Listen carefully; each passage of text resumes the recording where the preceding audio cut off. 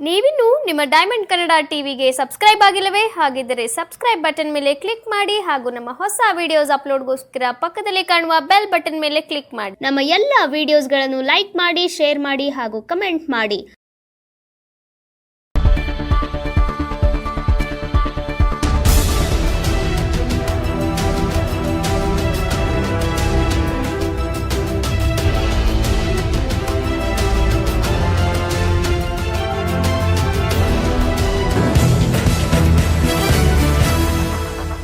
ಶಿವಮೊಗ್ಗ ಲೋಕಸಭಾ ಕ್ಷೇತ್ರದ ಪಕ್ಷೇತರ ಅಭ್ಯರ್ಥಿ ಕೆಎಸ್ ಈಶ್ವರಪ್ಪ ಶಿವಮೊಗ್ಗ ಗ್ರಾಮಾಂತರ ಭಾಗದಲ್ಲಿ ಮತಯಾಚನೆ ನಡೆಸಿದರು. ಶಿವಮೊಗ್ಗ ಗ್ರಾಮಾಂತರ ವಿಧಾನಸಭಾ ಕ್ಷೇತ್ರದ ಆಯನೂರು, ಹಾರನಹಳ್ಳಿ, ಗಾಜನೂರು ಭಾಗಗಳಲ್ಲಿ ಸಾರ್ವಜನಿಕ ಸಭೆ ನಡೆಸಿ ಮತಯಾಚಿಸಿದರು. ಈ ಸಂದರ್ಭದಲ್ಲಿ ಮಾಜಿ ಶಾಸಕ ಗೂಳಿಹಟ್ಟಿ ಶೇಖರ್, ಮಲೆನಾಡು ರೈತ ಸಮಿತಿ ಅಧ್ಯಕ್ಷ ತೀನ ಶ್ರೀನಿವಾಸ್ ಸತ್ಯನಾರಾಯಣ ಉಪಸ್ಥಿತರಿದ್ದರು. ರೈತರ ಬಗ್ಗೆ ಪ್ರತಿಭಟನೆಗಳನ್ನ, ಹೋರಾಟಗಳನ್ನ ಮಾಡ್ತಾ ನಾವು ಬಂದಿದ್ದೇವೆ. ಈ ಆಯನೂರು ಸುತ್ತಮುತ್ತ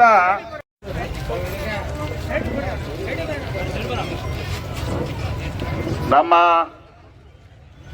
ಲೋಕಸಭಾ ಚುನಾವಣೆ ಅಭ್ಯರ್ಥಿಯಾದ ಶರಾವತಿ ವಿದ್ಯುತ್ ಯೋಜನೆಯಿಂದ ಸುಮಾರು 3.5 ಲಕ್ಷ ಕೋಟಿ ನಮ್ಮ ರೈತರು ಭೂಮಿ ಬಿಟ್ಟುಕೊಟ್ಟಿರೋದ್ರಿಂದ ರಾಜ್ಯಕ್ಕೆ ಇವತ್ತು ಆದಾಯ ಆಗಿದೆ.